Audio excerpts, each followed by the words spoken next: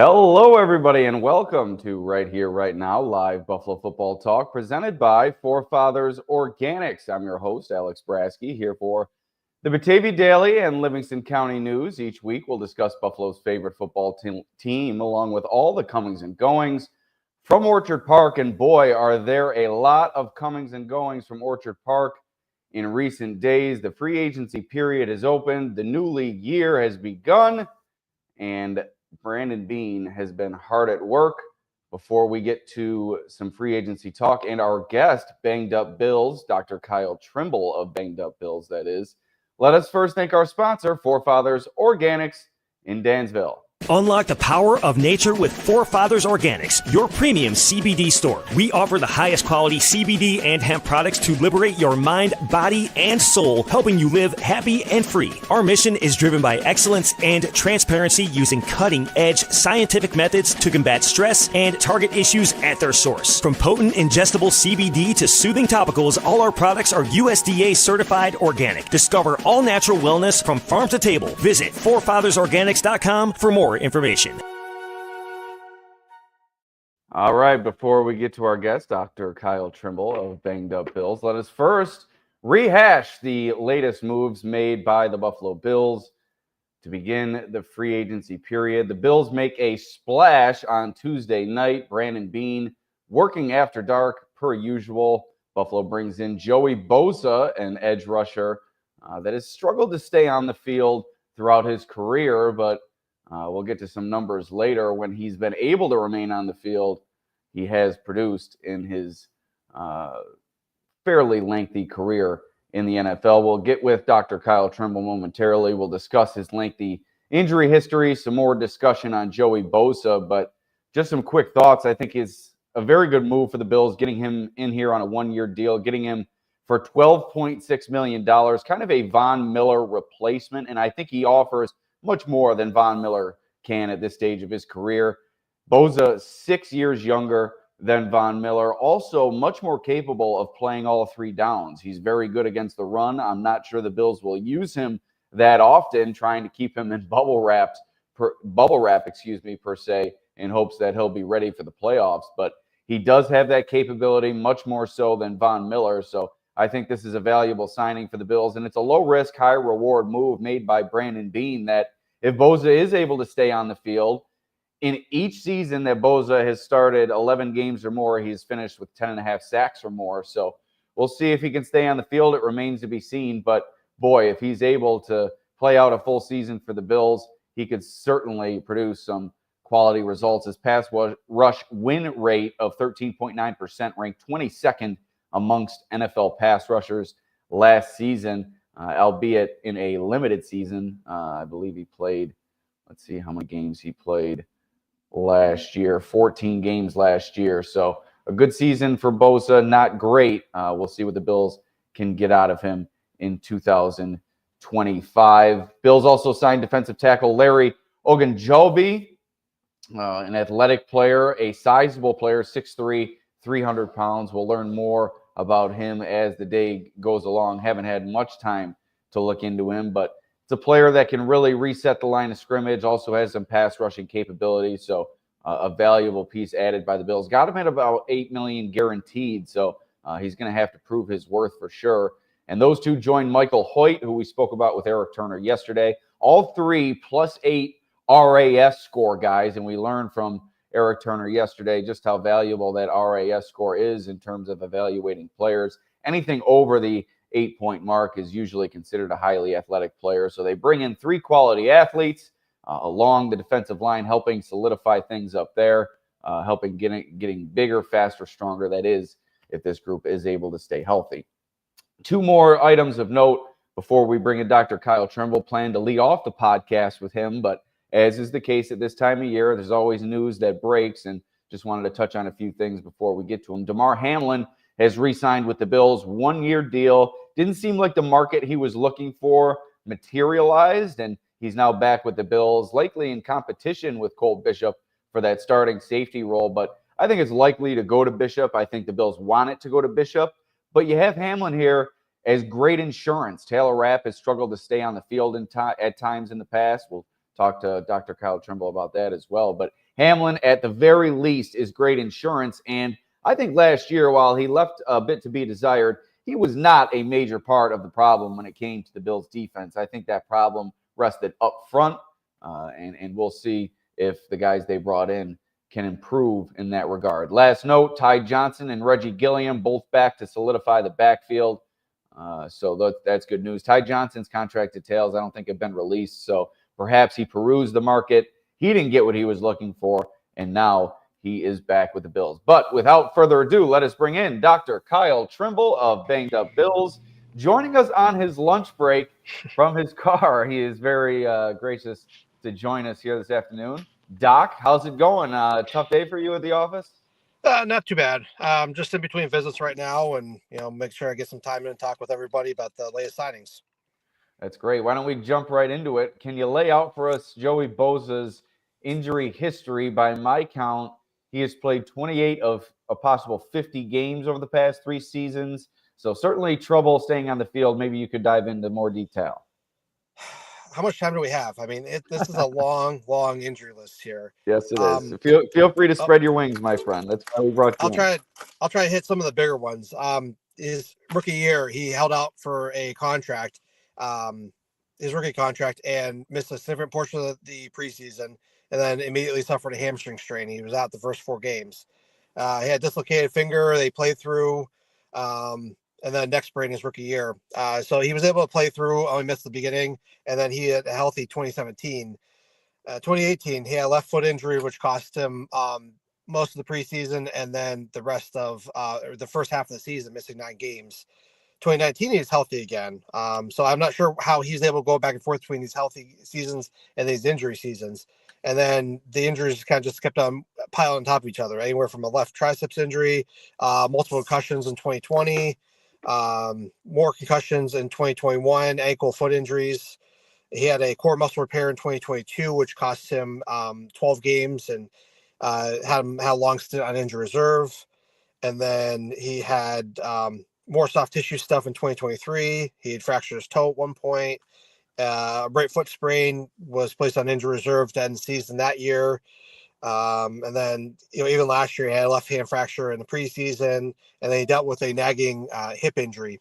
He'd say that it was a glute strain, which placed pressure on his sciatic nerve, which suggests that this was more of a deeper muscle injury, and the sciatic nerve was irritated, without getting too many details. But he's always dealing with something. He's always banged up, and while he has had incredible production while he's been on the field, he's never been able to string together enough to where he's had truly healthy seasons outside of 2017 and 2019. So it's kind of one of those things like, what could be if he could stay healthy all the time, or at least be more available? Because when he's healthy, he's a Pro Bowl player, one of the best in the league. But when he's not healthy, he's not producing and not worth the money the Chargers were paying him at the time.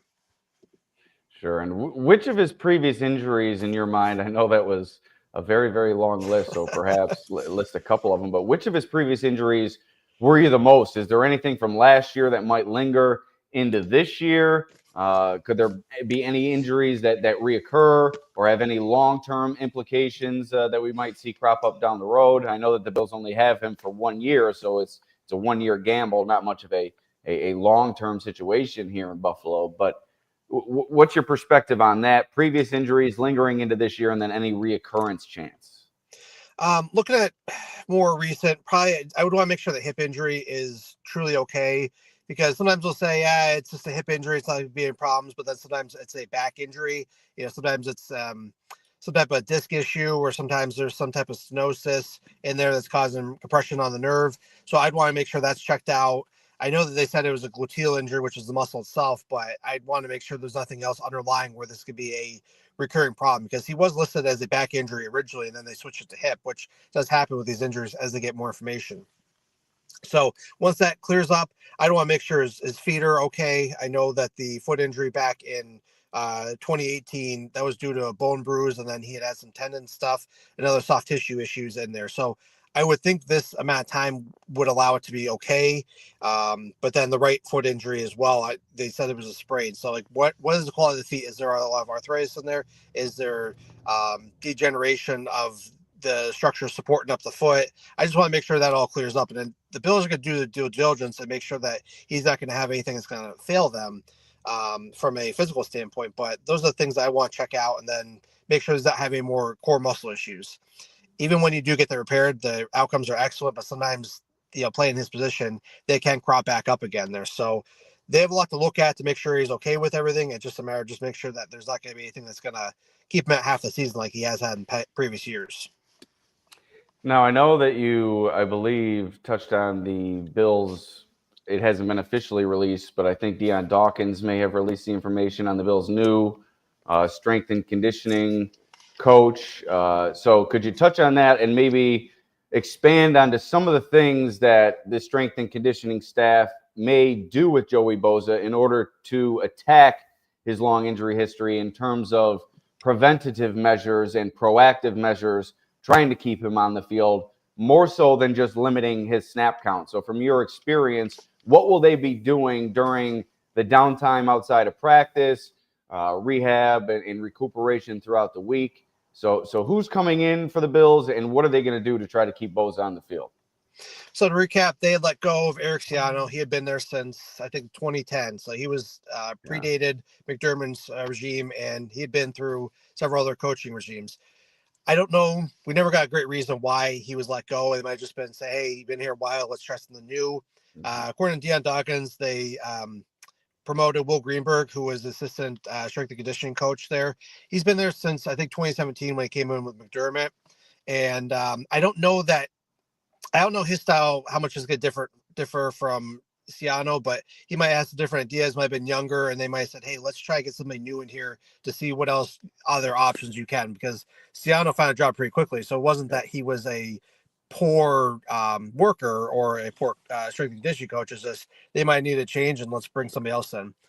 As to going on what they could do with Bosa, I think they're going to want to look at, see what lingering injuries are going on. Like if because there's going to be things that he's dealing with that we don't know about. That's just nature playing football as long as he has there.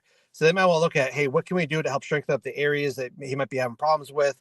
Where can we load the tissues up that he might be having problems with, whether it's in his back or knee, ankle, upper body stuff? How can we keep him strong and keep him active and flexible so that he can still do what he needs to do, but not overload the area and cause those tissues to fatigue and fail over time? So as the exact specifics, they'd probably want to look at his hip to make sure that it's strong enough that he can explode off it. He's not having compensation.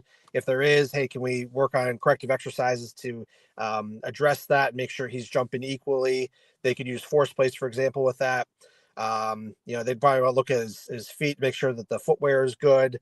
So there's going to be some overlap between what the rehab staff does and what strength and conditioning does, but they want to make sure that he can perform at the highest level without overloading things and start getting sore and having fatigue in the area, which can lead to further injuries. So bringing him in, I'm sure they have a good game plan. I'm curious to see how they execute that to make sure he can get through the season, besides limiting his staff counts, like you'd said.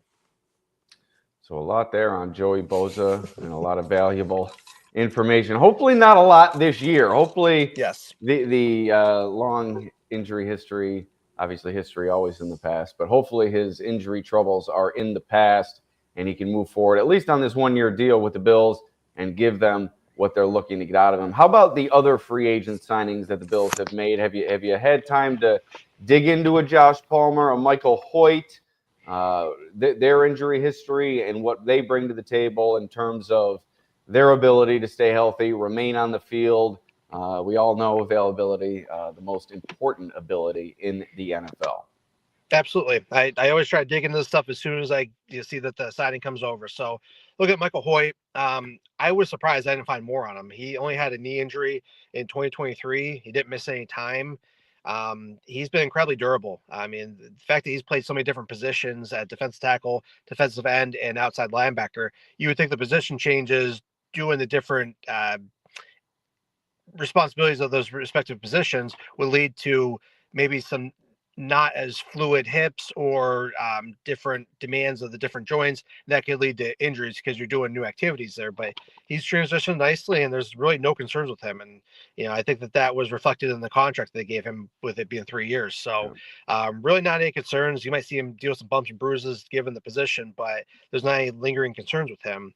And then going to Josh Palmer, he doesn't have anything too crazy. He was on injury reserve in 2023. It looked like an MCL sprain because I found a video of the injury. But then he's had just other little nagging things. He's had concussion, another knee injury the following year in 2024, groin injury in 2023. He's had 3 concussions now, which is notable. It doesn't stop the Bills from signing guys, but it's just something to note in case he does have that again. So there's nothing been super lingering that's going to cause problems moving forward there. But I would just want to make sure that the knee looks okay, that there's not, lingering arthritis, and that he can just keep himself healthy moving forward there. So a good signing. He just always seems to be dealing with something little, which could, certainly hold him back. And how about the rest of the Bills roster as you look how they ended the season, transitioning into this next season? They were fairly healthy at the end of the year, getting Matt Milano back and really rounding into form going into the playoffs. But Christian Benford's second concussion, I believe, of the season. Was that correct? Yeah, it was back-to-back concussions, unfortunately, there. Yeah, and his exit in that final game, that brings up a little bit of room for worry as you move forward in the next year, especially considering how important he's going to be to this defense moving forward. The Bills still don't have a cornerback 2 in tow, and we'll touch on that a little bit at the end of the podcast in terms of remaining needs. But how do you see the landscape of the Bills' injury situation, how they ended the year, and how they'll be going into 2025? They're looking pretty healthy. I've been tracking some of the different things. I wrote for Bills Digest, and I wrote on my own site, bang.bills.com, about, certain guys that could be up for surgeries. And, some of the guys I thought would be up for surgeries, including Teron Johnson, we haven't seen him on blind, so I don't know if he did get one. But Quentin Morris, who I thought had suffered a labrum tear, he's been training. He's been moving around pretty good, so it looks like he didn't have surgery. Similar guys, Kyrie Elam, he's been getting treatment. I saw by his chiropractor in South Florida. So he's been not requiring surgery. So that's a good sign that the injury was as severe as I thought. We don't know if Amari Cooper's coming back. He might have required surgery. And then most of the other guys that were dealing with injuries weren't expected to require a lot of rehab. So there's always gonna be something that's going to pop up when we get to OTAs, but they came out, I'd say, relatively healthy. I mean, we kind of get bit at the last second, with the Christian Benford concussion and some other key things with Taylor Rapp. But Rapp's been a very physical player that unfortunately, just gets beat up due to the position he plays as well there. So they came out overall pretty good. There shouldn't be anything super lingering. And then even going into 2025 with some of the signings, we saw Terrell Bernard, his injury history, but the Bills are banking on him being an ascending player and keeping together for a few more years. And then, they can revisit things moving forward there. And then any of the other signings have looked really good in terms of, long-term outlook. There's always concern that they could suffer some type of crazy injury like we saw with Matt Milano, but, they're not putting everything into one basket and causing problems where they're going to be on hook for this huge contract that the player won't live up to because of a previous lengthy injury history. How about that linebacker position? How concerned are you, two-pronged question, that Matt Milano might be breaking down, his body might be breaking down with these injuries that he sustained over the past few years? And then how concerned are you that Terrell Bernard might be a player that deals with, how you term it, nagging injuries throughout the course of his career, because he is an undersized player. We've seen him deal with some soft tissue stuff. We've seen him go out last year. So two-pronged question, are you worried about Matt Milano potentially breaking down? And are you concerned with Terrell Bernard long-term in terms of his ability to hold up and withstand the pounding year after year that an inside linebacker that has to withstand? Going with Milano first. I mean, just to recap real quick, he broke his leg in week 5 against the Jacksonville Jaguars in London. I mean, that was nothing you could do, no training, no rehab, nothing would have prevented that. It was a severe injury, and it took a long time to get back. And then the biceps tear was a freak thing. So it doesn't bode well for him because he had signed his contract and then he's having these issues there. But then you had to deal with these 2 back-to-back injuries like that. It's not necessarily a reflection of him. It might be just him getting a little bit older too, which is as things starting to wear down. But I think he, with a full offseason train, I think he should be able to bounce back. But that age does catch up with guys. We see that time and time again where they lose a step or the injury takes a little bit longer to get back. But I think we'll see a rejuvenated Matt Milano in 2025. But they haven't extended him or restructured his contract to keep him around a little bit longer, thinking that, hey, we're going to move on from before it's too late.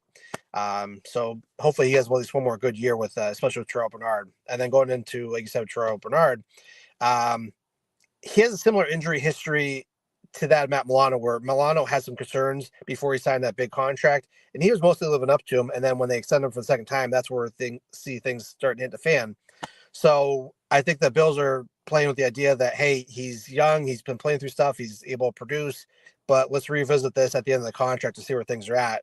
Thankfully, they didn't give him like a 6-year contract where they're stuck with that, but they tend to not do that for outside of big players like Von Miller and Josh Allen. So I think he's going to be able to live up to his contract. His performance outweighs the injury concerns right now, but talk to me in 2-3 years, and I might have a different opinion. All right, Dr. Kyle Trimble. Anything else you want to lay out there? Anything I forgot to bring up in terms of injuries surrounding the Bills? Feel free. This is an open forum for you right now to say whatever you feel I left out. I don't think there's too much else right now. I know that we signed a defensive tackle from the Steelers earlier today. Right. I've looked into him a little bit. He has looked a lot of little different things. He's missed 1 or 2 games a year, but I haven't seen if there's any surgeries or if things really lingering. So, but any big guy up the middle of the field that we can block the running game will only help, and we need to fortify that defensive line. So look for that analysis coming out later after I get done with my job here today, because that unfortunately pays the bills when it comes to looking at injury analysis. I got to pay the bills somehow, and this doesn't. So as for other injuries, everything else is looking pretty good. I'm pleased to see that most of the guys we spoke about earlier didn't require surgery. Like I said, there's going to be some surprises we get when we get to OTAs, but things are looking upward for 2025, and the Bills should be able to hit the ground running instead of trying to play catch up like we've seen guys in past years and then never quite get up to speed due to all the rehab and then just, not training instead of actually trying to get better. Sure. All right, Dr. Kyle Trimble. We'll see his work in an upcoming issue of Bills Digest. Anything else you'd like to plug before we let you go? Nope, that's about it. Just if you're looking for the latest injury news as free agency goes along, any new signings, make sure to check out bangedupbills.com. I'll have all the latest information. And then if you need more of a immediate analysis, I try to get some stuff up on Twitter, or now known as X, to at least my initial thoughts. And then I dive into everything as I'm able to.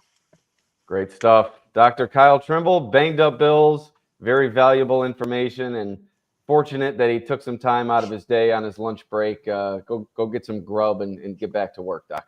Sounds good. Thanks for having me on, Alex. Thank you. All right, Dr. Kyle Trimble. Like I said, very grateful for him joining us. And before we continue this podcast, we'd like to thank our sponsor once more, Forefathers Organics in Dansville. Unlock the power of nature with Forefathers Organics, your premium CBD store. We offer the highest quality CBD and hemp products to liberate your mind, body, and soul, helping you live happy and free. Our mission is driven by excellence and transparency, using cutting-edge scientific methods to combat stress and target issues at their source. From potent ingestible CBD to soothing topicals, all our products are USDA certified organic. Discover all natural wellness from farm to table. Visit forefathersorganics.com for more information. All right, that will about do it for today's show. Wanted to touch on one final topic before we get out of here. The Bills' remaining needs on their roster, and one of them was kind of put to the side with the defensive tackle, Larry Ogunjobi, signing his free agent deal with the Bills. But I still think the Bills will look to add a defensive tackle, just maybe not as pressing of a need as it was a few hours ago. And then you come to the remaining needs, and this is where the debate kind of swirled on my X account yesterday. I view it as defensive tackle, wide receiver. Most other people, I think, view it as defensive tackle, cornerback, and then perhaps even safety as number 3. I put it as defensive tackle, wide receiver, cornerback, then safety in terms of the Bills' top needs. And it's as simple as this. The Bills have lacked a true speed, game-breaking threat, take the top off the defense type player for the past many years. And they've tried to find that in a Deontay Hardy and others throughout the years. But I think drafting one this year with your first-round pick, and in this case, moving up in the draft to perhaps take Texas wide receiver Matthew Golden, is a solid proposition for the Buffalo Bills. I think he would fit in very, very nicely. I've mentioned him on previous podcasts. I've written about him in the Batavia Daily News. So my eyes are set on Matthew Golden. A lot of people think that that'll be a little bit too steep of a price to pay for Brandon Beane, but in a season like this, where you were one game away from the Super Bowl a year ago, I think you need to continue to make moves like you did with Joey Bosa, a risk, albeit a lower risk than trading up in the first round might be. But I think you have to move heaven and earth, bring in a wide receiver this offseason that could potentially change the game in terms of his ability to take the top off the defense with his speed. And I think the draft, and specifically the first round, is a good place to do that for the Bills. Now, I don't think it's a must-have wide receiver in the first round. Like I said, I would even rather have a quality defensive tackle, a Kenneth Grant, a Derek Harmon, somebody of that nature at number 30, or perhaps a few picks before number 30 if Brandon Beane is to move up in the draft. But that's really how I look at it: defensive tackle, wide receiver, and then cornerback. Filling in behind Christian Benford on the depth chart in terms of the cornerback two. The Bills do not have a capable cornerback two on the roster. I know Brandon Beane says, oh, we got Kyer, but do we really? Dane Jackson is out on the open market. I think Ronald Darby, a former Bill, got released, but I think you have to look a little bit bigger than that, somebody a little bit more reliable. So I see where people are coming from in terms of their eagerness to get a quarterback two in here, but I just simply think the value of a speedy wide receiver that could really change the game on the offensive side of the ball, I think that would help this team get over the hump a little bit more so than a cornerback two. But hey, that's just the way I see it. You can feel free to disagree with me on X. I don't really take too kindly when people are, I know I can be condescending at times, so I kind of give it back and forth and kind of gauge it as it comes. But feel free to disagree with me on X. Just try to keep it respectful. I try my best to keep it respectful as well. We all get caught up in the heat of the moment at some times, but let's all just try to agree to disagree moving forward. But that's the way I see it. A lot of good stuff from Dr. Kyle Trimble, and I'm sure a lot more coming from the Bills as free agency continues to swirl. Josh Allen speaking at One Bills Drive, I believe at 1 p.m. I'm about to leave. I should probably know the time. I think I do know the time, but let's double check. This is very good podcasting, but interested to hear what Josh Allen has to say about signing his record-setting extension, likely touching on some of the signings that the Bills have made. Yes, 1 p.m. today, so I'll have to hightail it out of here quickly after this podcast gets set up in the Bills media room, in time for the franchise quarterback to speak to the assembled media. But I'd like to thank you for joining me here on the podcast right here, right now, and we will see you next.